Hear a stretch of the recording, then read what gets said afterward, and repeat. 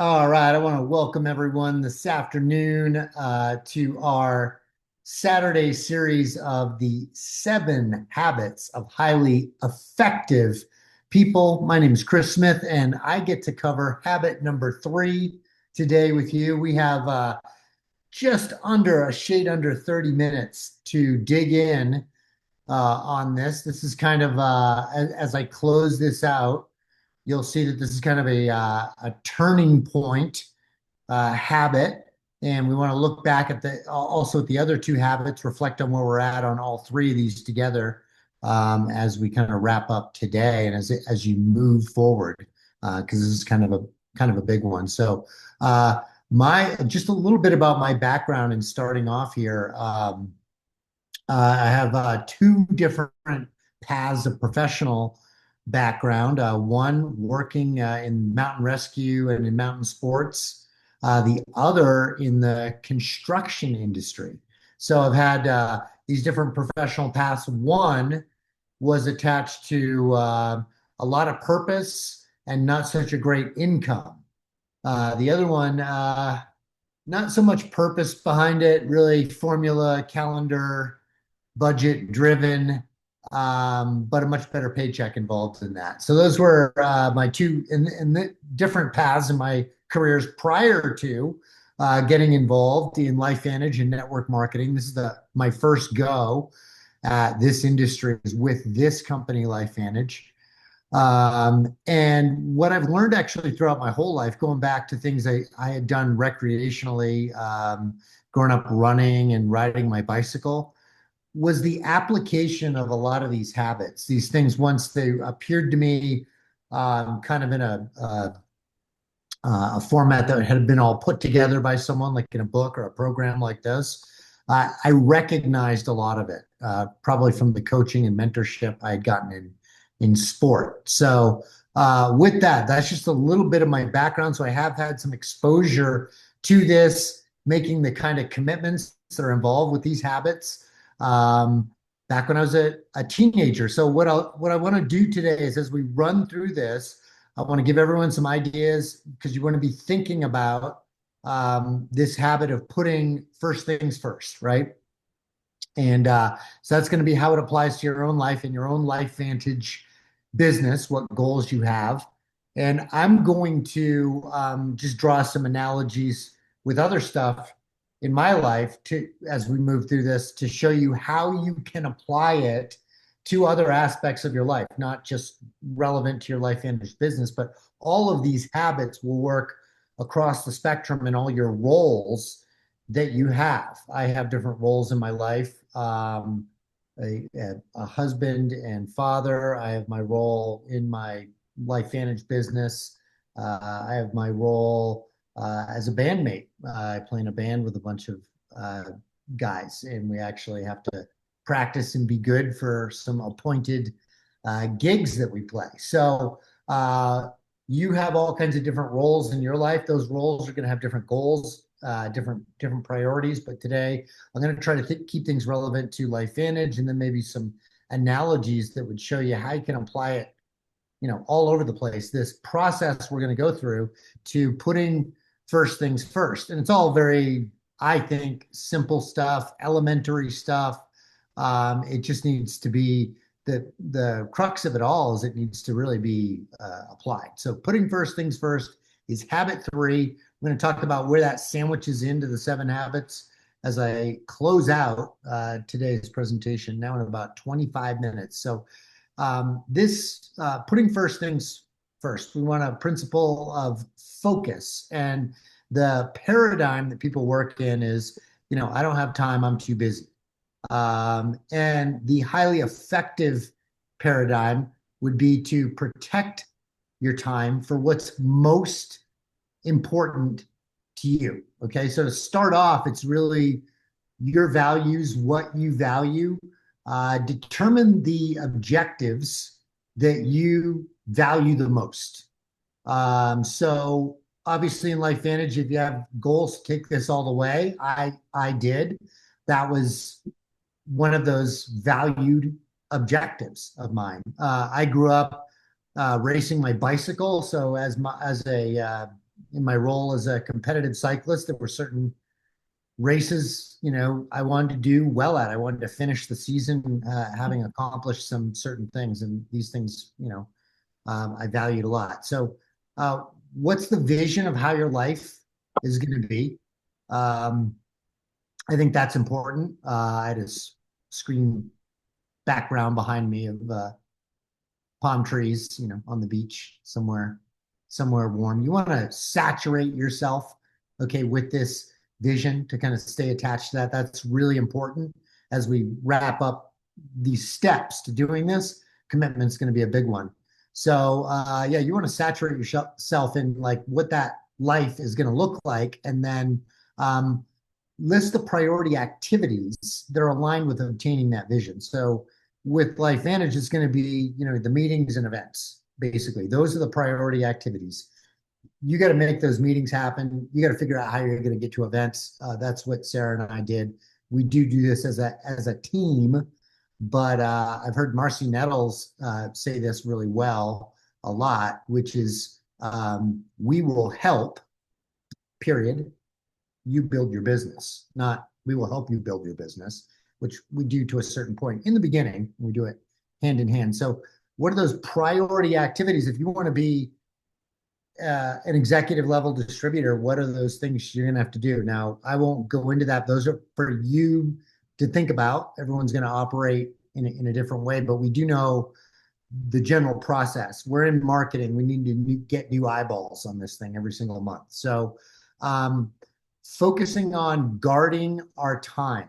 Okay, this is going to be really important. So we're going to touch on this as I go through all this stuff. So, the use of a calendar is really important. So I and a lot of other leaders are very careful not to dictate to people how they should specifically do things. In network marketing, we like to do things in our own specific style, but adhere to a system, a known process, a proven process that we go through. And that's what we try to pass on to everyone. But I don't try to tell people that they should invite someone exactly like I do or do a meeting exactly like I do it. But this is one of the things I think most leaders would stick to say it's a must do.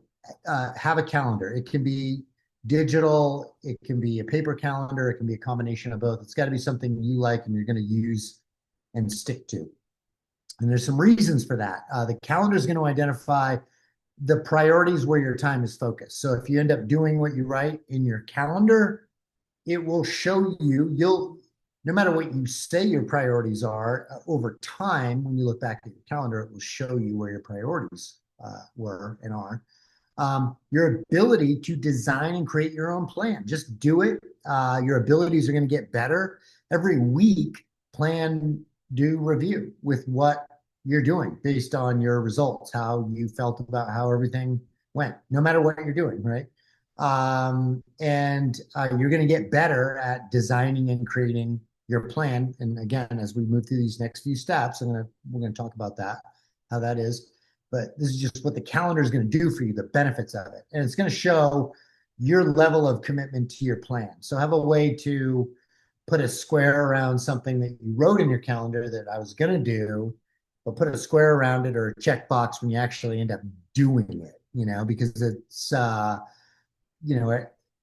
needs to be a system for that. The calendar is the way to say, hey, I'm going to be in a certain place at a certain time in the future, but it needs to also effectively and accurately log what you did do. So I have two separate things. I have the calendar to tell me where I need to be in the future, and then I have a blank notebook that I will write the day and the date and different times in it and keep notes on a meeting if I'm sitting down with someone that's important, or if I'm at an event and I need to take notes. And it actually, that becomes the record of what I actually did do that day. And I can mate it with my calendar and say, hey, did I actually make those commitments? But it could be as simple as a checked box next to a meeting you had in your calendar or something. So, but this is what we want to do. We want to guard our time. The calendar is one of the best ways to do it. But again, committing to that calendar is going to be important. And I'm going to talk about that. So focus on the priorities. They're going to be really easy to divide up if you decide what your priorities are. And actually going back to this again, looking at my calendar, it could be, back to my bike racing days, designing my training program, looking back, did I stick to it? My priorities are focused on races coming up. It might be a hilly race. Am I riding enough hills? Are my priorities matched with where those goals are? You can apply the same thing to your business. Again, because what we do is I think determining what you have to do on a daily basis as it applies to these quadrants we're going to talk about right now is as easy as running or riding your bike. The priority things you need to do in those sports is actually log the time training. It needs to be intelligent training, but that's the most important thing to do. There's other things associated with that sport you can do, but you got to determine which quadrant it lies in. So this is called the time matrix quadrant. Network marketers love these 2x2 matrices. It's a great way to explain things, actually. So you need to understand time, how your own time is spent. Quadrant one is crisis. This is unforeseen events. These things come up. They are important and urgent, need to be taken care of like ASAP, and that happens. Quadrant two is your proactive work. This is kind of where you need to be, your planning and relationship building and doing meetings. And this is what's going to move you forward towards your goals, riding my bicycle. Okay. Needless interruptions is quadrant three. It's not important, but urgent. Needs to be taken care of. With my bicycle, broken spokes, flat tires. If I'm going to train, if I'm going to get out there, these things are maybe even quadrant one. It can kind of cross that line between distraction and maybe an important crisis, unforeseen event. And quadrant four is just a trivial waste of time, which you don't want to be doing. So as far as your own personal time, that could be just simply scrolling on social media. If you're a social media gatherer type person, you would need to be on there to post, to like, to comment, to communicate with people. But just figure out, are you wasting time or are you effectively using it? Quadrant four, a lot of time wasters in there for sure. So understanding these quadrants and then where the time in your calendar is landing you. Again, we want to line up with those priorities. So it's the high quadrant two activity level that will lead towards your valued goals. Those goals we were talking about on the very first slide. So super important to identify, where these types of things are. Quadrant three, that's a tricky spot. It could be quadrant one, quadrant two. That's probably the most tricky one to really understanding what quadrant you're in. You want to spend your time in quadrant two, but there's ways to kind of self-check about where you are, how long you're there. Again, the calendar is going to tell you this. Are you getting a return on that time? So identifying your priorities. Again, connect to the priorities. I want to be an executive level consultant at LifeVantage. I have big goals in this thing. I don't want to get stuck in quadrant one, but I want to manage any crisis effectively. Okay. Let's say my wife, Sarah, is on her way to pick up our daughter, Rose, from school, and she gets a flat tire and has to wait for the tow truck. That's no matter what I have going on, that's now a quadrant one important, urgent crisis I need to take care of. And it will get executed. And this teaches you to be a creative thinker and manage these things effectively, but don't get stuck. People who are stuck in quadrant one, this is a total other training that I'm not qualified to do. You need to examine some stuff about your life or examine how you're classifying what a true crisis, something important and urgent really is. So if you feel stuck in quadrant one, that can be kind of a big problem. Quadrant two, protect this time in the calendar. When we talk about that, we got about another 10 or 12 minutes here. Don't neglect this time. This is really, really critical time. Again, this can be anything from your time to do your creative thinking, actually networking with people. Jim Rohn, in his trainings, would say your big time, gold time, most valued time you could have in this industry is when you are in the presence of another person. Okay. That for starters, no matter what you're doing, right? Whether it's a planned meeting or not. So that's something to think about. That's some serious quadrant two time if you want to be moving your LifeVantage business forward. Quadrant three, limit this time. Don't chase it. People can tend to do that. Quadrant three, like I take care of the my own yard care and stuff, and it can't. There's trees and things I can't let get overgrown. It's really not a urgent crisis type management thing.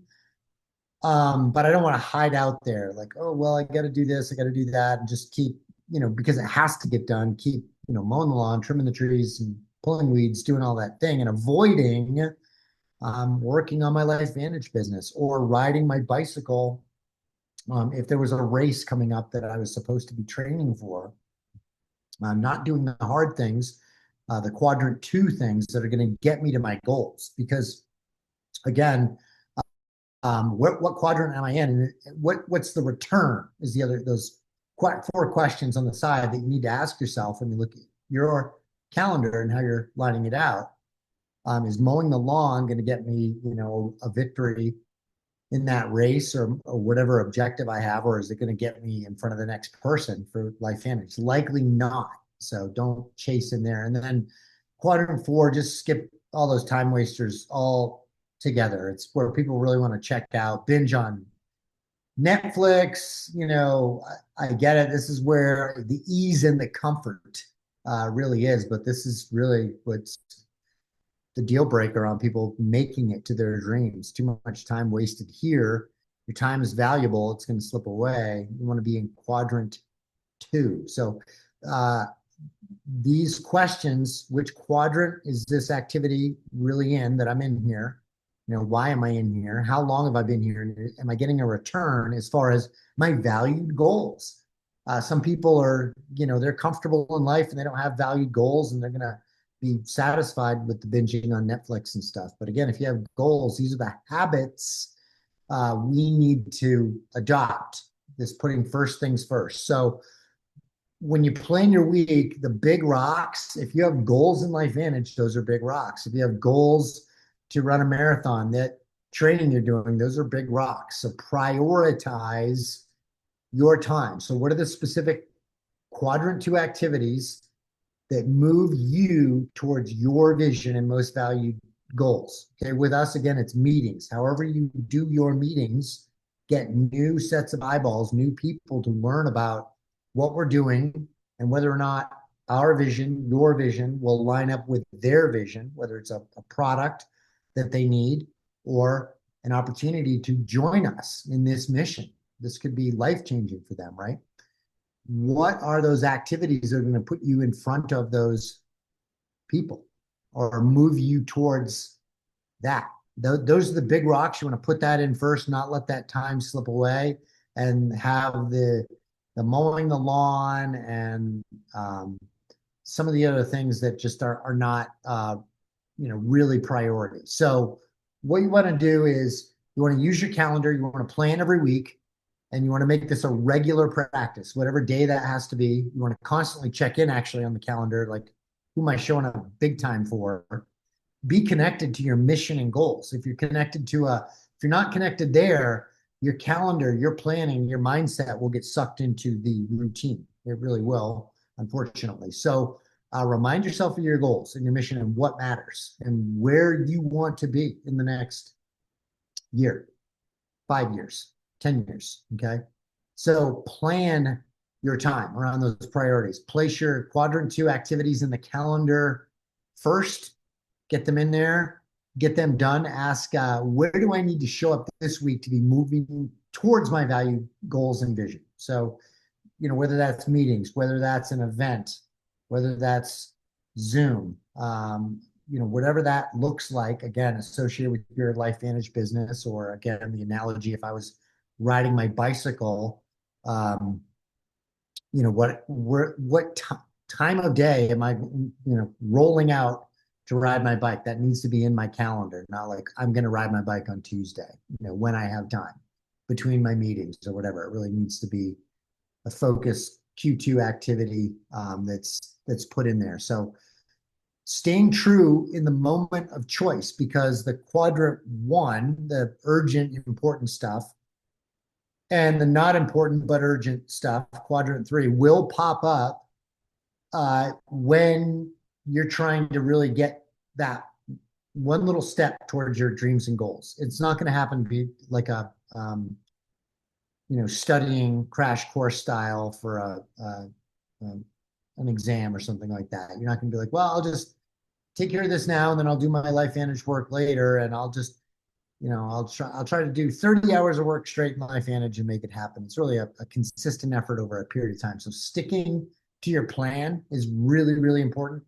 Quadrant two is where you want to stay committed.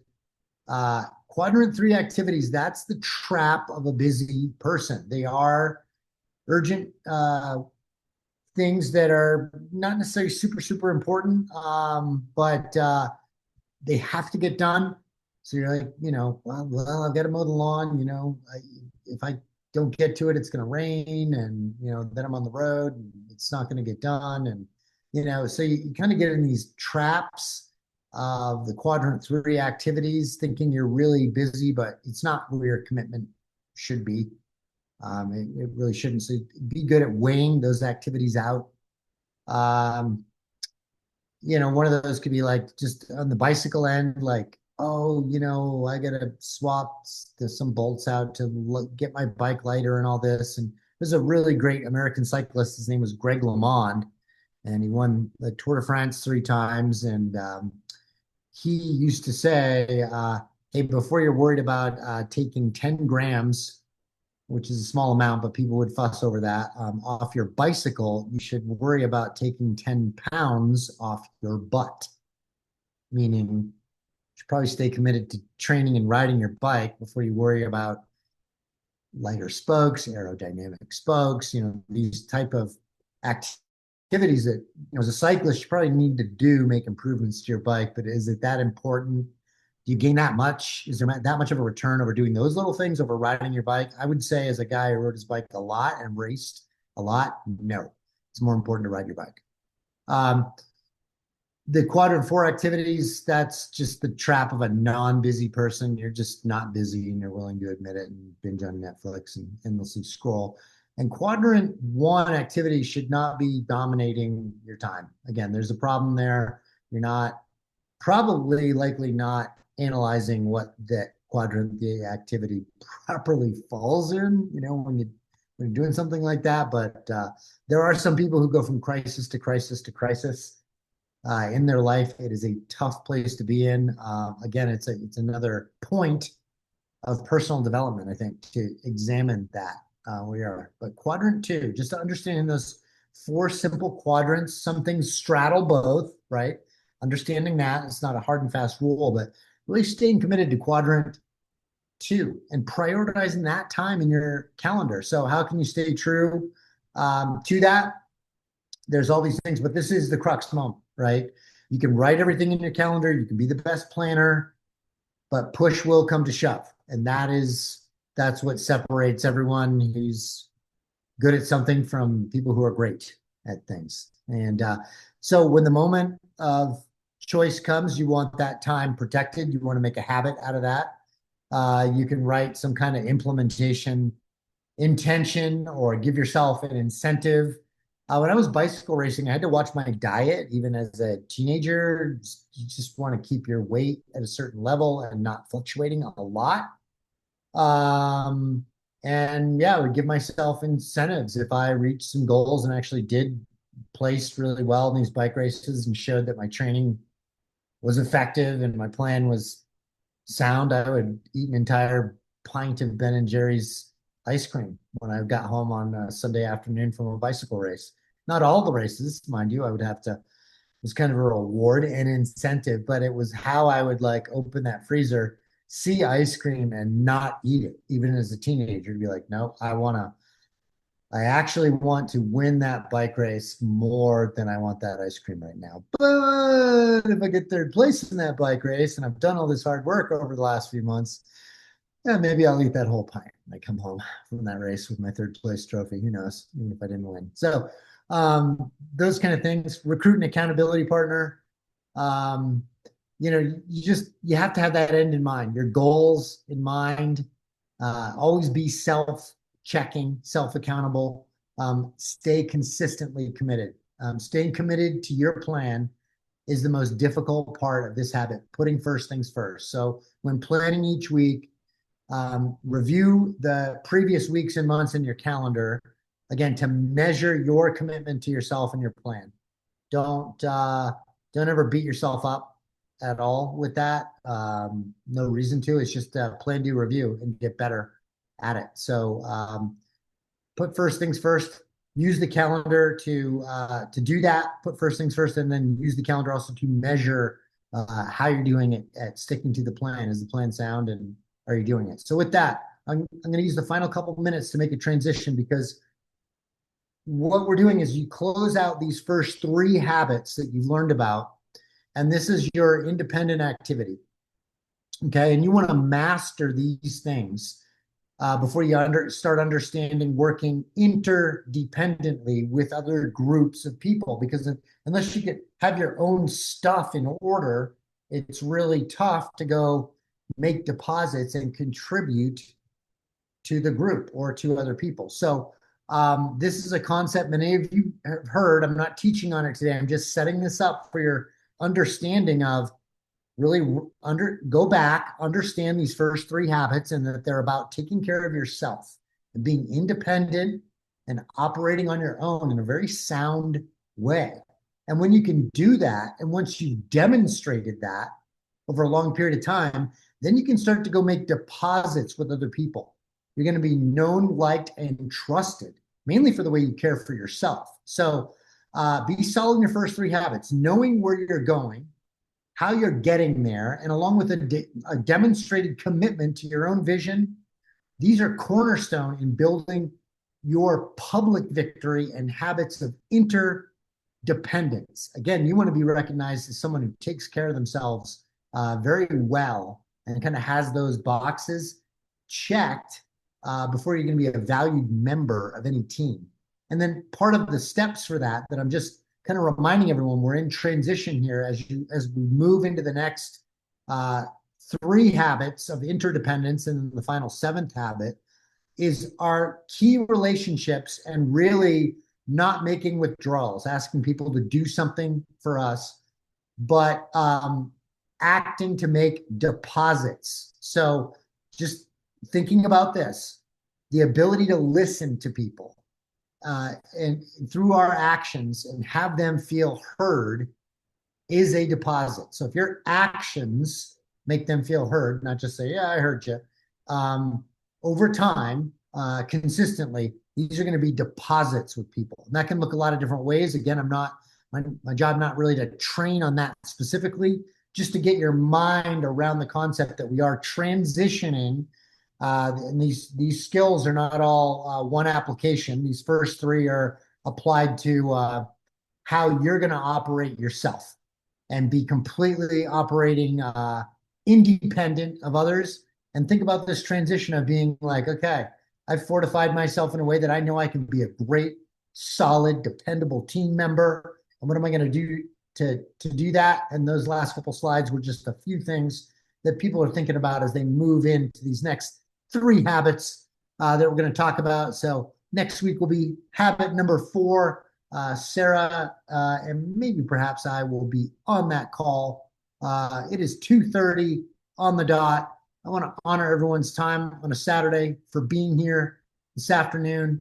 Thank you all for showing up today, and we will see you